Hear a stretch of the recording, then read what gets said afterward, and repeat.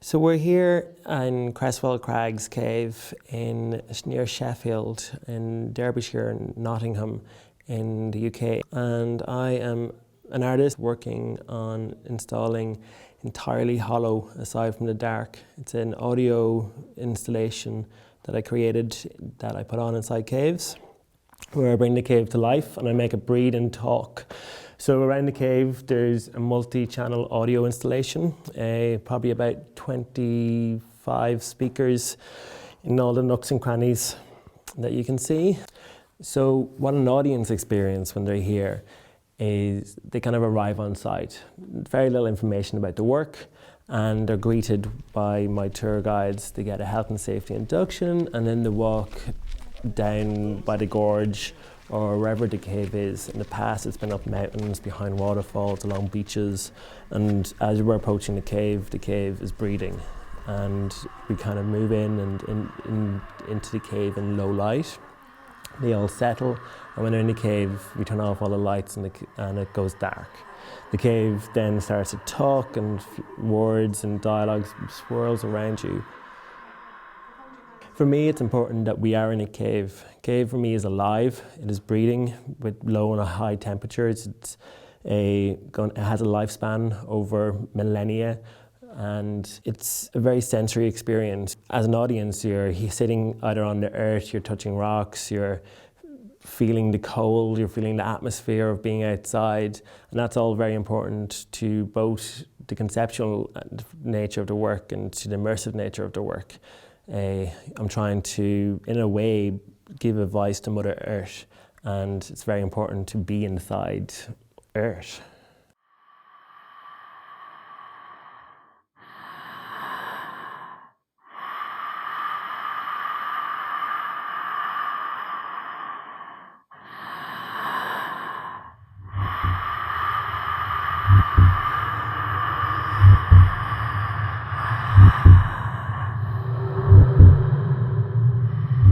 There, on the ground, looking just like the moon.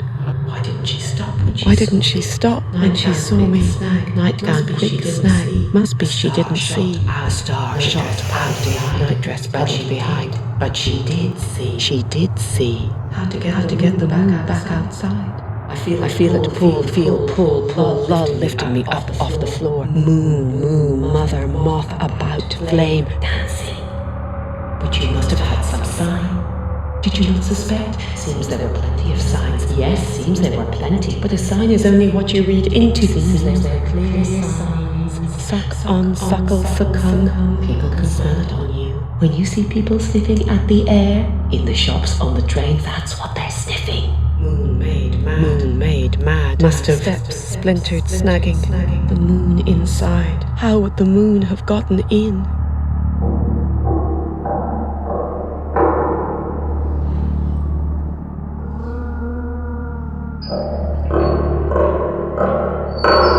They think me a touch feral.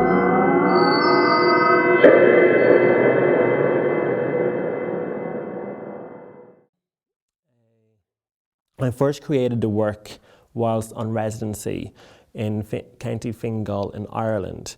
I was doing a residency called Resort Revelations, where you get a small caravan by a seaside town, and the purpose is to spend a week in that town, just kind of seeing if something inspires you, I guess.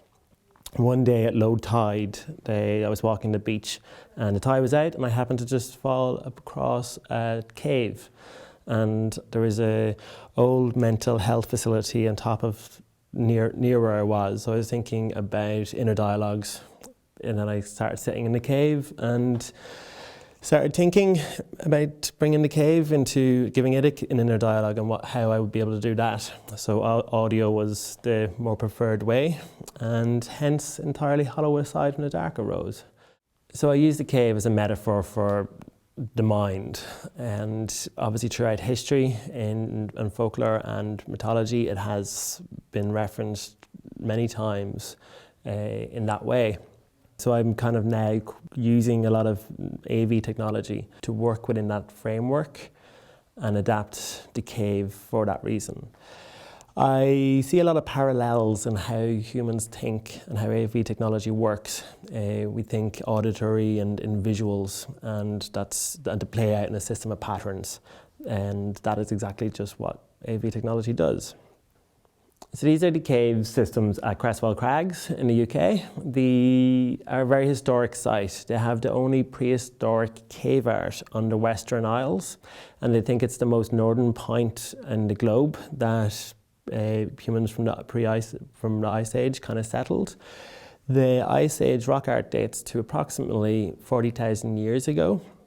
There's also recently just found a huge collection of what is known as witch markings, which are markings that were used to ward off evil. There's just around the corner in one of the crevices of the cave, there is a huge collection of these witch markings around this deep hole, which we believe now is that they believed then was to ward off evil from the underground.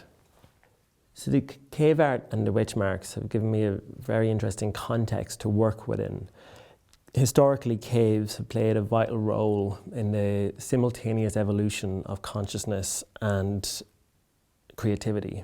Blombos Cave in South Africa has the earliest known markings, abstract markings on the planet, which is a cross-hatching mark, which is both the first evidence of creativity, but also the first evidence of abstract thought. To kind of go from that to now kind of embedding the cave with an assumed consciousness that is Mother Earth, who is going through a mental breakdown because she gave us consciousness so that we evolved and are now not respecting that and are creating an unhealthy Mother Earth.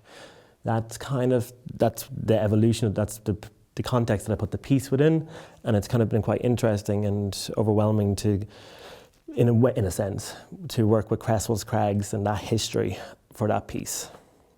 I work with a huge amount of people to put this together. I collaborate with the wonderful writer Sue Rainsford and the composer Ian Dunphy to create the artwork.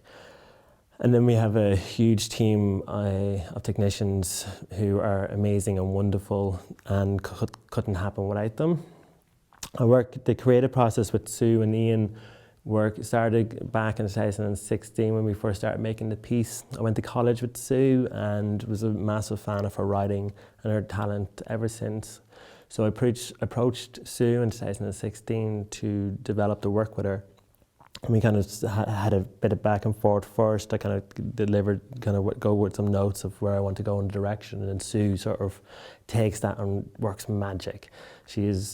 And writes up the most amazing kind of lyrical words that I've known besides her could ever imagine.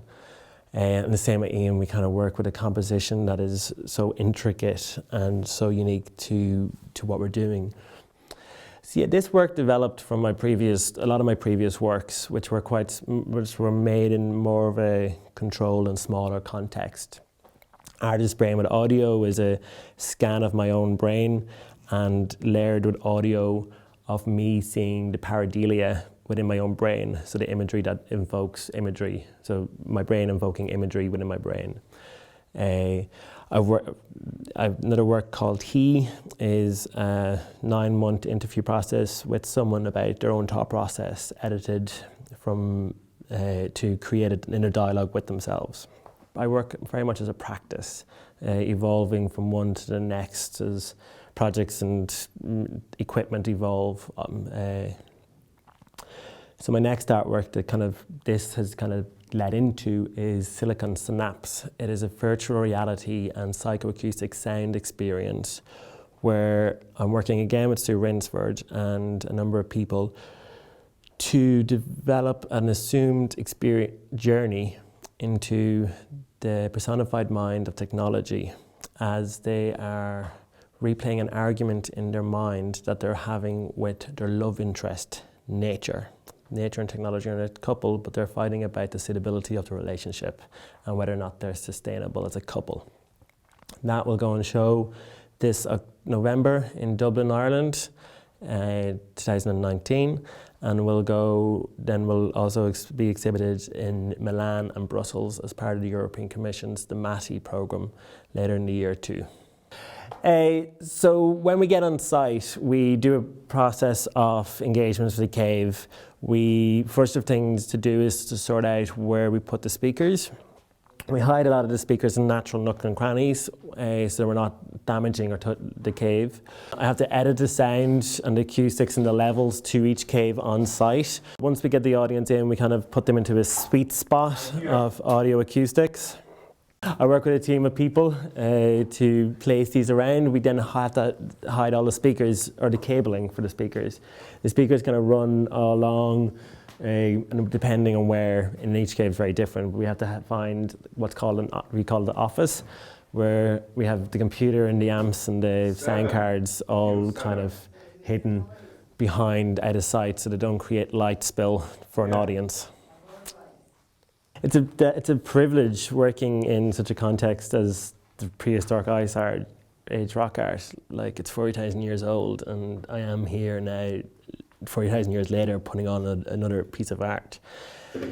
Creswell Crags has told me that this might be the only art that's been put into the cave system here since then, which is, one way it's amazing, but obviously it might not be. Like, who knows what could have happened, what conversations took place in Victorian times, or poems being read, or stories being told, which is all part of the creative process. Sorry, you? Yeah, there is a buzz. Is it all the cables that you're just replacing? Okay. Thank you. So yeah, it's I don't even know what to make of it, to like that like time frame, and to think that there's this history of 40,000 years in this one place, but then you develop that out across humans and species, and where we all fit, and where creativity fits, and where art fits, and humanity. But most of all, Mother Earth, and what's going to happen, and what is happening.